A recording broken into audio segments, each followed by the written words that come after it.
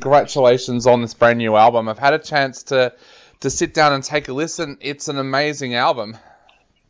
Oh, thank you so much. Appreciate it. And I know a lot of people out there who listen to this show are very excited about having you on the show, and they've just gone back into lockdown here. So there's a lot of people who are probably listening at the moment and thinking, well, thank goodness we get to hear an interview with Switchfoot while we're in lockdown. Oh, okay. Well, I'm sorry to hear that. That's a bummer, but yeah, we've been through that, and I know that that's a tough thing. I'm sorry. So that was actually going to be one of my questions later on. How difficult was it for you guys to actually put this album together in the middle of a pandemic with all of the restrictions, regulations, and lockdowns and stuff that were going on? Did that make this harder this time around? Yeah, definitely. I mean, it was very difficult. You know, we started into the lockdown, and everybody was just staying at home inside, and after a few months, they opened up studios, so we were able to go and record music together.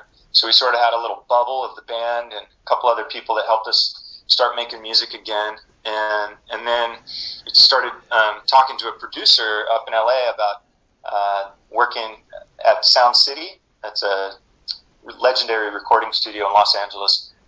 And we eventually were able to go up there. They opened up, and we were able to record the album up there. And you know, they had us wear masks and COVID tests and the whole thing, and nobody else was allowed in the studio, just the band and the producer. And yeah, it was difficult, you know, for sure. But we are thankful that we had the opportunity to be creative, because you know, we needed an outlet.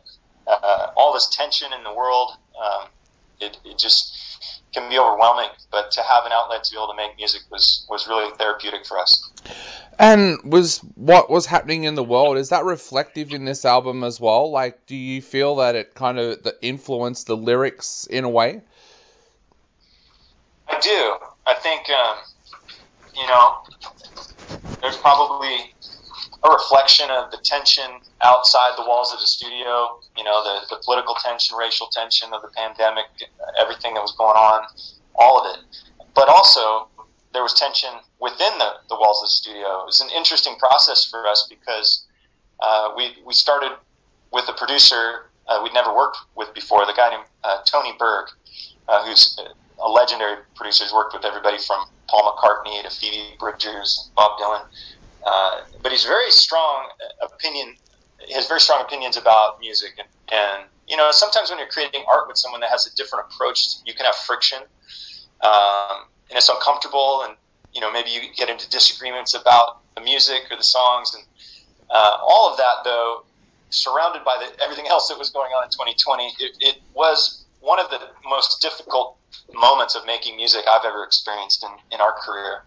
But yeah. I think the beauty of it is that we found that even though you disagree with someone, it is possible to work together and make something beautiful. And to me, that was sort of the redemptive theme of the album, was, you know, all this is going on outside, all this is going on inside.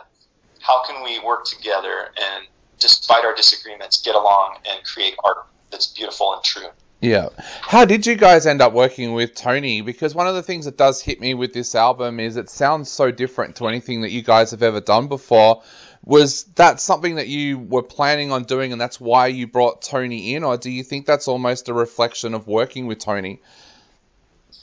Well, it was intentional. After 11 albums together, this is number 12, and Interrobang's number 12, that we wanted to go somewhere new, you know, actually get physically out of our space. We've been making records in our studio in San Diego here for many years, and to, you know, be in a different surrounding and to work with someone that has a different approach to music. So yeah, that part was intentional, but we didn't know where we were going. We didn't have a destination in mind or a particular sound. We just had these ideas for the songs, you know, demos that we'd been working on, and with Tony collaborating, we were able to pick you know, the final songs that we actually recorded and worked out together. And I think he pushed us in some very new directions as far as sonics and just, you know, the stylistic approach to the music, but also lyrically, you know, thematically, and the way that John phrases things. There were some very intense disagreements, but I think ultimately the songs are better for it. I think the art was elevated because of it. Did you enjoy that challenge as well of working with a producer? As you said, he pushed you in different directions. Did you kind of enjoy that challenge? Yeah, it was sort of like taking a master class on music. We started actually at the beginning, earlier on in 2020, we were doing Zoom calls with Tony and just discussing the music and going over the song ideas. And then as it became open where we could meet in person, he came down to San Diego and we met and worked on the songs as if he were a sixth band member. He's a guitar player, so he would sit in the room and we'd all be in a circle and working on the songs as if we were just one unit. And that was really enjoyable. We haven't done that much pre-production in that way for many, many years. We've sort of gotten into different ways of recording, whether, you're recording individually and layering on top of what the next person did and, all the different instruments.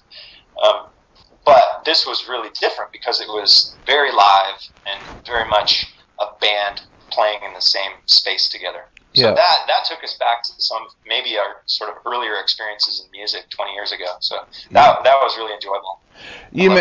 You mentioned also that the band made a very conscious decision on wanting to do something different for the 12th album. That's a pretty brave decision to make, because sometimes we've seen in the past when a band has changed their sound a little bit, it's kind of alienated fans. How did you come to that decision to want to do that? And was that something that you talked about the possibility or that maybe some fans might be like, "Oh, I don't like this"?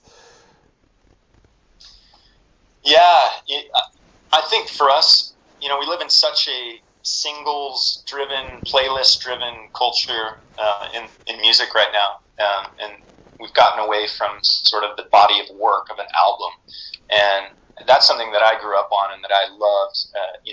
When I was young, that really attracted me to bands was sitting and listening to the music and looking at the lyrics and the liner notes and maybe the imagery and the art of it. And that, I think that's a little bit lost these days. And so trying to create a body of work where from the first song to the last, it takes you on a journey emotionally and moves you. And through the storytelling of the songs, it's an experience. And at the end of it, as a listener, you're in a different place. Time passes and you experience this emotional ride, and then at the end, you've changed. And I believe in that. I think music's powerful, and I think that was our goal, is to just really be honest and be vulnerable and be open about everything through the songs. Just be an open book. And I believe honest songs are the best songs, and the most personal ones end up being the most universal. Yeah, there's a real 60s vibe to this album too, like a real kind of Brian Wilson feel. Is that something that you felt when you were working on it? Well, we're definitely fans of Pet Sounds and Brian Wilson and all those harmonies and the instrumentation of that time period in the 60s. And I think there was some influence. Tony and his studio up at Sound City is full of instruments that are vintage from that time period, and so we were playing guitars and drums that were actually made and played during that season of music. So that sort of 60s experimentation was tangible. It was something that we were feeling, and through being in that space in that studio and playing those instruments, I think we were sort of channeling that era. Yeah. I was going to ask that. Playing a drum kit from that era, does it almost change the way you feel when you're playing it? Yeah, definitely. One of the comments that Tony made to me is, hey, you need to play lighter.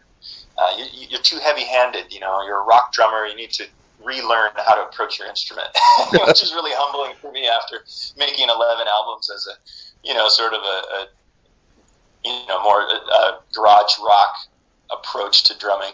So at one point he said, "No, you're still playing too hard. You need to give me your sticks." So I handed him my drumsticks, and he handed me a pair of chopsticks, from the local Chinese diner. And I just laughed, and I actually did play on a couple songs with chopsticks just to play quieter and to have a different feel. And I love that it was an opportunity to learn a new style of playing. So he definitely challenged all of us. Yeah. How do you feel that these songs will fit into future set lists when you get to play live? Because they are that little bit different. Are we going to see you guys kind of like play these tracks from this album all in a row and then do the other tracks? How will that work with your set list in future? Well, we've already been incorporating the new songs. We've played a few of them on the road the last few weeks as concerts have started up again here in the States. We're actually traveling tomorrow to go play a couple festivals, and we're planning to play, at least a few of the new songs. And it's been really fun. There's a song called Florida on the new album that we played for the first time last week, and gosh, it just felt amazing to be out on stage and to play loud and have the guitar amps turned up and the sound system at full volume and to have a big crowd singing along. It was fantastic. So yeah, the new songs are feeling really good. Awesome. And tell us a little bit about the title of the album as well, because I believe that loosely translated it basically means ? Exclamation point. Tell us a little bit about where that idea came about for the title of the album and what it means to you guys. Yeah, well, last year, John discovered this. It was a real exclamation mark, a question mark on top of an exclamation mark being Interrobang. That it was an actual punctuation mark. That's something that was invented in the 60s, I believe, by a journalist who, was tired of typing those two punctuation marks separately. He wanted to combine it into one. And it is a unique expression. And I think that symbol, the two disagreeing symbols juxtaposed on top of each other, that really sums up 2020 and all of its political tension, racial tension, everything that was going on in the world last year. So for us, Interrobang really was a fitting title for our 12th album. Awesome. Well, Chad, I know we are running out of time very, very quickly, and I don't want to keep you over time. So to finish off, what would you like to say to all of your fans out there before they sit down and take a listen to this amazing new album? Wow. Thematically, the record is about the belief that even the people, the human souls who disagree, can create something unique and beautiful, even in the tension that we've all been living in.